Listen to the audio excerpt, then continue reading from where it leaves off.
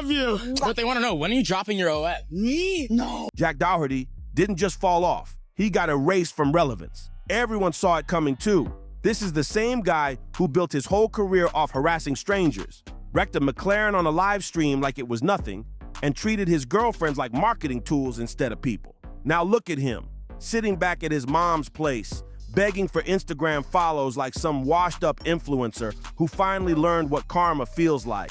It's honestly wild seeing a dude who once flexed Lambos and bragged about his OnlyFans income now crying on his parents' couch because the money's gone, and so is the hype. But to really understand his downfall, let's rewind to when Jack actually had it all. Back in 2017, this 14-year-old kid figured out the easiest way to blow up on YouTube, just be as annoying as humanly possible. He'd run around targeting random people, pushing them until they snapped, and then film their reactions like it was comedy gold. The crazier the reaction, the more views he got. It was like psychological warfare dressed up as entertainment, and YouTube's algorithm couldn't get enough of it. His chaos became his brand, and that's exactly where everything started to spiral. By 2019, Jack was cashing in big time. We're talking $40,000 to $60,000 every single month just from YouTube ads. And that's before adding all those sponsorships from shady energy drinks and random mobile games, clearly backed by people who never bothered to actually watch his chaotic content. Yet somehow, his income was hitting 6 figures monthly. For any teenager, that kind of money would change their whole life. But for JackDoherty, it became the spark that lit his spending addiction, one that would eventually burn his empire to the ground. First came the mansion, a jaw-dropping $30,000 a month luxury pad, not bought but rented, because Jack wanted the fast life without any real commitment. Then came the cars, a McLaren 720S worth $315,000, a Lamborghini Aventador for $500,000, multiple G-Wagons, and even a Rolls Royce he bragged cost $400,000. I was so against it, but he told me he'd send me back home if I didn't, so I did it. He took all my money. His fans couldn't get enough. Teenagers were obsessed, thinking this was proof the YouTube dream was alive and thriving. But what they didn't see behind the camera was the truth. Jack's so-called empire was built on quick money, reckless choices, and zero financial sense. It looked glamorous, but the crash was always coming, and it came hard. By 2022, Jack's usual formula of harassment pranks had stopped bringing in the big money. YouTube's algorithm had shifted, sponsors were getting picky, ad rates were tanking, and Jack, desperate to keep the cash flowing, went looking for new income streams. But the way he found it was deeply disturbing. He launched what he called a talent management group, but in reality, it was nothing more than a setup to exploit young women who didn't know any better. Jack started scouting girls on social media, usually between 18 and 20, girls with solid followings but zero business experience. Evil, bro, evil. He just took 500 grand a month from me. He would promise them quick, easy money through OAF, saying he'd handle everything. But what they didn't realize was that Jack's contracts gave him a shocking 50 to 70% cut of their earnings. On top of that, he dictated every detail, what they posted, when they posted, and even the kind of content they created. It was total control disguised as management. Then came the breaking point. McKillie Richardson, who dated Jack for 2 years, finally decided to speak out. She revealed that Jack had pressured her into doing OAF content that went completely against her values, even threatening to send her back home if she refused. Her story exposed how far Jack's greed had gone and how he had turned manipulation into his main business model. But Jack's manipulation didn't stop there. It went way deeper than anyone realized. According to leaked messages, he was deliberately turning his so-called talents against each other. He'd create fake competition just to push them harder. Guys, look, me and McKinley just broke up. The cops are outside of my house right now. She just called the cops on me, packed all her, took her car, everything. Insane, insane, bro. I can't believe I dated that for the past 2 years, bro. It doesn't even seem real. Making the girls fight for better contracts and attention. Those who failed to hit his insane monthly targets, they'd suddenly get less promotion or face being dropped completely. It was a twisted game of control dressed up as business. And here's the most shocking part. Jack himself bragged about it on stream. He openly admitted that he was pocketing $500,000 a month from McKinley's content alone. That's not management. That's manipulation on a whole other level. $500,000 every single month. That's how much Jack was raking in, all from McKinley's content. She wasn't just his girlfriend anymore. She had literally become his main source of income. Not his YouTube channel, not his wild pranks, her. She was the engine keeping his entire lifestyle alive. But when McKinley finally hit her breaking point, she didn't just walk away, she took everything. She changed the passwords, locked him out, grabbed all the logins, and disappeared without a trace. In one bold move, she didn't just dump him, she fired him from his own operation. Overnight, Jack's massive $500,000 monthly haul crashed down to barely a tenth of that. And how did he handle it? Like always, by going live. Instead of processing it privately like a normal person, he jumped on a live stream, spiraling in front of thousands of viewers as his entire empire crumbled in real time. Imagine losing your mansion, your girlfriend, and your entire income all in one day, and instead of taking a breath, your first instinct is, let me grab the ring light. That's exactly what Jack did.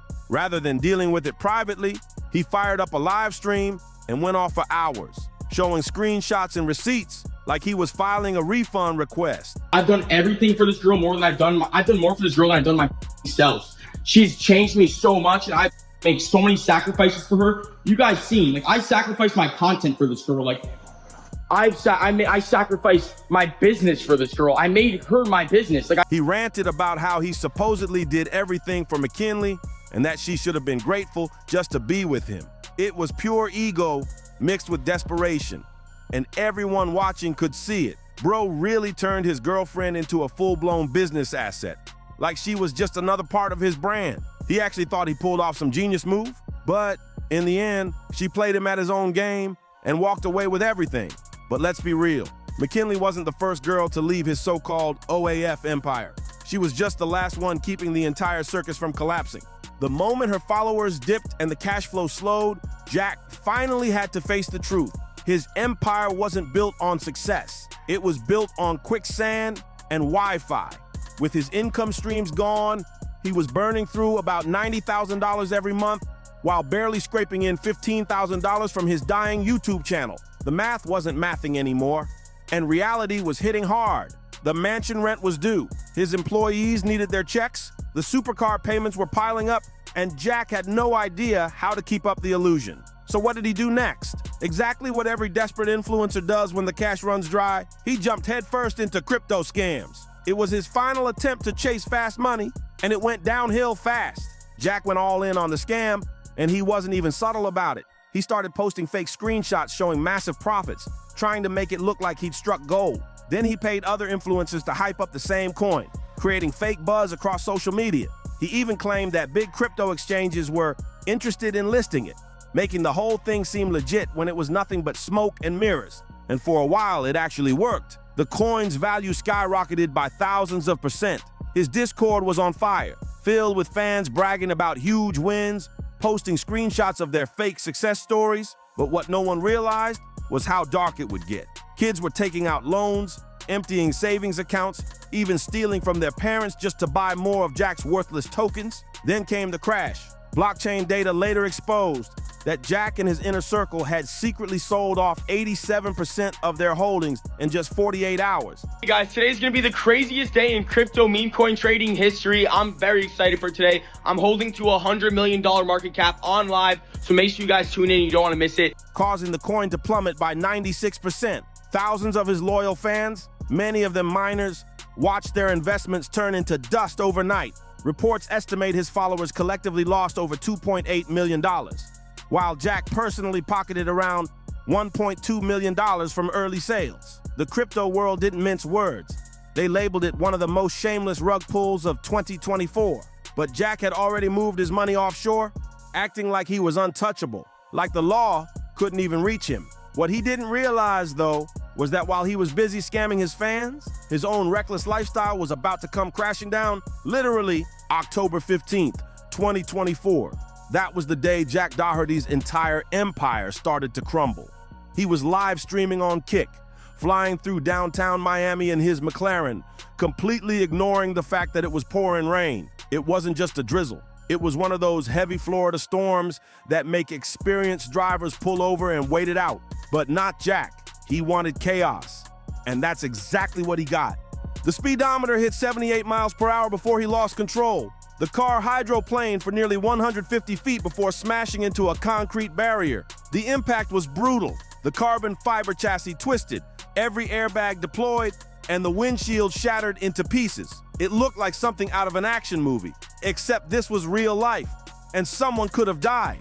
While sitting inside the wrecked McLaren, Jack wasn't checking on his cameraman or processing the crash. He was reading the chat. He was literally scrolling through comments, laughing and telling viewers to smash that like button for the crazy crash content. It was unreal. Within just a few hours, the clip exploded online, hitting over 15 million views across every platform. But those views came with a price he never expected. Kick immediately dropped the hammer.